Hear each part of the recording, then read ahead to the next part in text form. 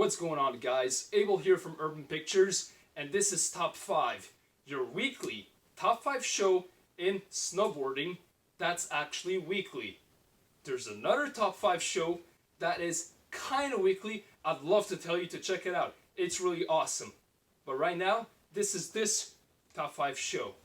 This week, we're going to be looking at the top 5 differences between a snowboarder and someone who snowboards. Because quite frankly, people in the snowboarding media throw this term a lot. They keep calling people cooks, posers. They call them, you're someone who snowboards. You're not a snowboarder. And we've had people such as the host of the other show call other people out in the X Games and say, this guy's a jock. He's not a snowboarder. He's someone who snowboards. So today, I really want to clarify this with you guys. This is my personal experience. This is from me riding and listening to a lot of culture, and even my experience on the mountain. You don't have to take this as literal, but you could take it as a rule of thumb. So, a snowboarder and someone who snowboards is not the same thing. In English grammar, you could say, oh, this is a red hat, this is an orange hat, or this hat is orange. This is not what the difference is. A snowboarder is someone who snowboards, but someone who snowboards isn't necessarily a snowboarder. Starting off this list with number 5. A snowboarder has a quiver. A snowboarder has a powder board, a park board, a rock board. That is a board that they don't care about. That's the board that they're going to hit a rock and they care the least about. However, if you're someone riding your signal disruptor everywhere, whether it's ice, slush, preseason, or even rocks, and you turn in the parking lot, well, surprise, maybe you're someone who snowboards, and sometimes you don't have a choice and you only have that one board just because that's how it is, you know. Maybe your other boards are screwed, but that's totally different. I'm looking at you, Lobster. Number 4, a snowboarder is sports inclined even when they don't board. They train in the backyard. They will set up gyms in their backyard. They will take their snowboard and jump on a trampoline. They will go to the trampoline center to learn their grabs, to practice their grabs. These people are going to even maybe jump in a pool with their snowboard just to get in shape. Number 3, a snowboarder has an understanding of how a snowboarder works. They understand edge control. They know that if they lean too much, they're going to fall versus just lean and do a pencil thin carve. They understand the 3-point flex pattern on their snowboards. They understand that if you lean over the tail or the nose, the board is going to be much more flexier, or a basic flex pattern, versus someone who's just going down a board and they're letting gravity pull them. They're letting gravity do the trick, and then when they fall, well, oh, it was the uneven terrain, and they make up those excuses. A snowboarder understands how a board works and understands why they fell and the things they need to do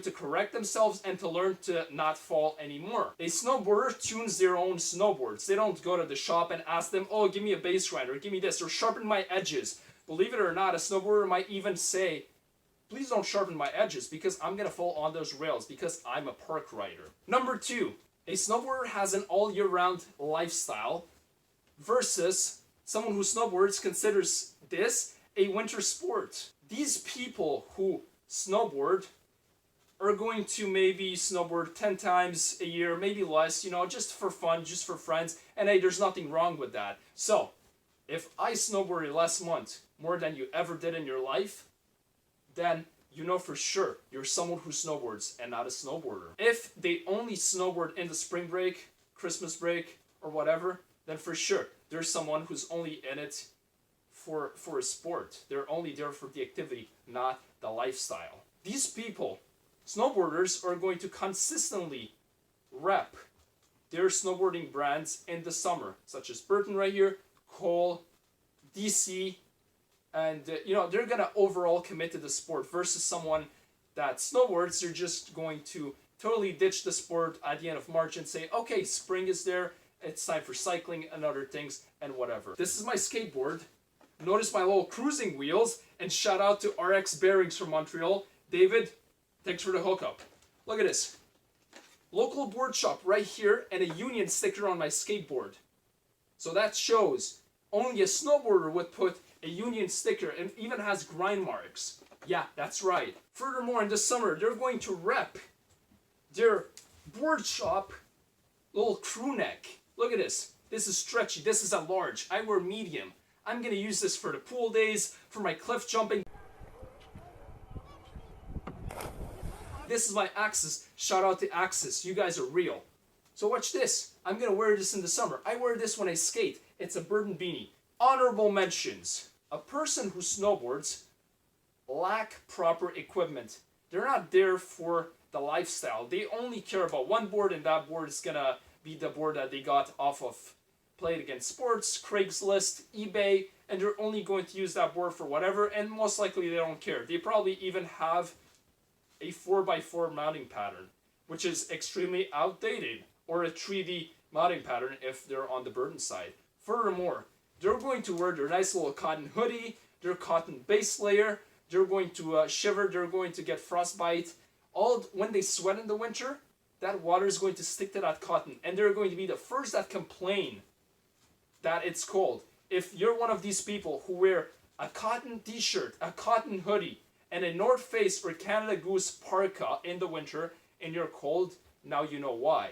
Someone who snowboards are even gonna wear a Xehanort goggles or a Outdoor Master goggles because they don't care about optics. And quite frankly, if you only go 5 times a year, those UV rays reflecting off the snow may not be such a big deal. But for snowboarders, we care about the process. We care about the quality of our gear. Another honorable mention is they wear the leash on their leg. Dude, you're wearing 2 leashes on your foot. If that binding goes loose, so is the leash, which is attached to the binding. And the last honorable mention, they need to sit down to strap. If you need to sit down in the snow and get your butt wet every time to strap, then maybe you haven't done enough days of snowboarding or practice to do that. And then for sure you cannot consider yourself a snowboarder. A snowboarder can strap while he's riding downhill. That's a snowboarder. And another honorable mention, they don't know how to fall. If they fall and they get injured on the first fall of the season or in the preseason, they for sure are not a snowboarder. A snowboarder is going to apply the techniques of tuck and roll even in the summer, even at the pool or jumping out when surfing or whatever for that reason. And the number one sign someone is a snowboarder is identity. Whether you self-identify as a snowboarder, you keep yourself updated on the trends of snowboarding, even when it's not the season, even off season, whether you read those magazines and you consider yourself a snowboarder, whether you buy your snowboarding gear, like this Union hoodie, like no person who snowboards would just buy a binding company hoodie unless they actually care about the brand and wants to support them. Think of this as a pilot versus a driver. If you're a Formula One pilot or someone who even does it as a hobby on the racetrack, for sure you're a driver. You're someone who drives, but you're also a driver. Versus somebody that commutes to work on the highway 30 minutes every day in traffic every morning, 9 to 5 job. That's not a driver. That's someone who drives. You see the difference? So, and don't confuse this with a pro snowboarder. A pro snowboarder is a snowboarder that gets paid for it.